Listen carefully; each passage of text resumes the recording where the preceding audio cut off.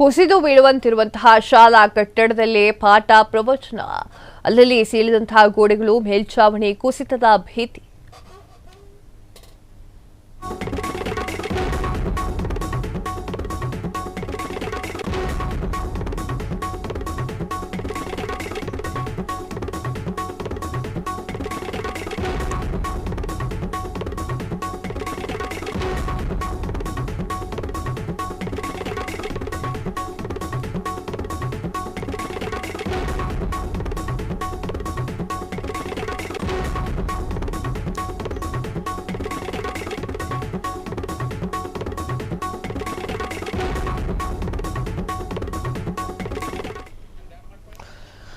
ಕುಸಿದು ಬೀಳುವಂತಿರುವಂತಹ ಶಾಲಾ ಕಟ್ಟಡದಲ್ಲೇ ಪಾಠ ಪ್ರವಚನ, ಅಲ್ಲಲ್ಲಿ ಸೀಳಿದಂತಹ ಗೋಡೆಗಳು, ಮೇಲ್ಛಾವಣಿಯ ಕುಸಿತದ ಭೀತಿ, ಕಟ್ಟಡದ ದಯನೀಯ ಸ್ಥಿತಿಯನ್ನ ಕಂಡು ಶಾಲೆಗೆ ಬರಲು ಹೆದರಿದಂತಹ ಮಕ್ಕಳು. ಬಂದ್ರೆ ಈ ಒಂದು ಶಾಲೆ ಮಕ್ಕಳಿಗೆ ರಜಾ, ಸಣ್ಣ ಮಳೆ ಬಂದರೂ ಕೂಡ ಈ ಒಂದು ಶಾಲೆ ಮಕ್ಕಳಿಗೆ ರಜಾ. ವಡಗೇರಾ ತಾಲೂಕಿನ ರೊಟ್ನಡಿಗಿ ಶಾಲೆ ಸ್ಥಿತಿ ಯಾರಿಗೂ ಕೂಡ ಬೇಡದಂತಾಗಿದೆ. ಕಳೆದ ವರ್ಷವೇ ನೂತನ ಕಟ್ಟಡಕ್ಕೆ ಮನವಿಯನ್ನ ಮಾಡಿದ್ರೂ ಕೂಡ ಯಾವುದೇ ಪ್ರಯೋಜನ ಇಲ್ಲ.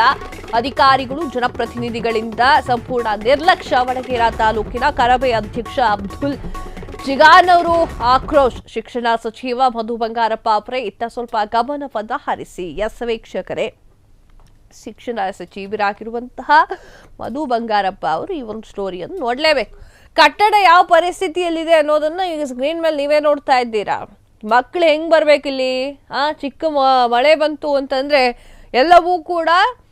ಮಳೆಯೆಲ್ಲವೂ ಕೂಡ ಆ ಒಂದು ಕೊಠಡಿಗೆ ಬರುವಂತದ್ದು ಆಗ್ತಾ ಇದೆ. ಚಿಕ್ಕ ಮಕ್ಕಳು ಹೆದರ್ಕೊಳ್ತಾ ಇದ್ದಾರೆ. ಕುಸಿದು ಬೀಳುವಂತಿರುವಂತಹ ಶಾಲಾ ಕಟ್ಟಡದಲ್ಲಿಯೇ ಶಾಲೆಯ ಪಾಠವನ್ನ ಕೇಳುವಂತಹ ಪರಿಸ್ಥಿತಿ ನಿರ್ಮಾಣವಾಗಿದ್ದು, ಅಲ್ಲಲ್ಲಿ ಗೋಡೆಗಳು ಸೀಳು ಬಿಟ್ಕೊಂಡಿರುವಂತದ್ದು ಕಂಡು ಬಂದಿದೆ.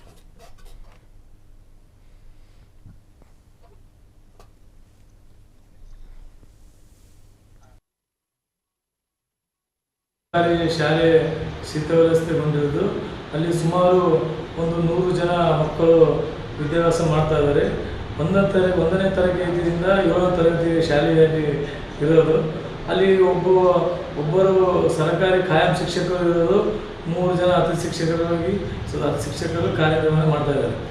ಅಲ್ಲಿ ಏನಾಗಿದೆಪ್ಪ ಅಂತಂದರೆ, ನಾವು ಹೋದ ವರ್ಷ ಈಗ ಶಾಲೆ ಶಿಥಿಲಗೊಂಡಿದೆ ಅಂತ ಹೇಳ್ಬಿಟ್ಟು ನಾವು ತಾಲೂಕಿನ ಶಿಕ್ಷಣಾಧಿಕಾರಿಗಳಿಗೆ, ಅದೇ ರೀತಿ ತಾಲೂಕು ಪಂಚಾಯತಿ ಕಾರ್ಯನಿರ್ವಾಹಕಾಧಿಕಾರಿಗೆ ನಾವು ಮೌಖಿಕವಾಗಿ ಒಂದು ಮನವಿ ಪತ್ರ ಕೊಟ್ಟಿದ್ದೀವಿ. ಅವರು ಅದಕ್ಕೆ ಸ್ಪಂದನೆ ಮಾಡಿ, ಇಲ್ಲ ನಾವು ಏನಾದರೂ ಮಳೆಗಾಲದಲ್ಲಿ ಈ ಥರ ಸಮಸ್ಯೆ ಆಗ್ತಿದೆ, ಏನು ಬಗೆಹರಿಸಿದಂತ ಅವರು ನಮಗೆ ಮೌಖಿಕವಾಗಿ ಒಂದು ಆಶ್ವಾಸನೆ ಕೊಟ್ಟಿದ್ದರು. ಇಲ್ಲಿವರೆಗೂ ಅಲ್ಲಿ ಹೋಗಿ ಸರಿಯಾಗಿ ಅಲ್ಲಿ ಸ್ಕೂಲಿಂದ ಮಕ್ಕಳದ್ದು ಮೇಲ್ಛಾವಣಿ ಕಿತ್ತುಕೊಳ್ತಾ ಇದೆ. ಅಲ್ಲಿ ಏನಾದರೂ ಮಳೆ ಬಂದರೆ ಅಲ್ಲಿ ಮೇಲ್ಛಾವಣಿ ಕಿತ್ತು ಬಿದ್ದು ಅಲ್ಲಿ ಮಕ್ಕಳು ಓದಬಹುದು. ಶಾಲೆ ಒಳಗಡೆ ಕೂರಿದರೆ ಗೋಡೆಗಳೆಲ್ಲ ಮೇಲೆ ಬೀಳುತ್ತದೆ ಎಂದು ಭಯವಾಗುತ್ತಿದೆ. ನಾವು ಎಲ್ಲರೂ ಏನು ಮಾಡಬೇಕು?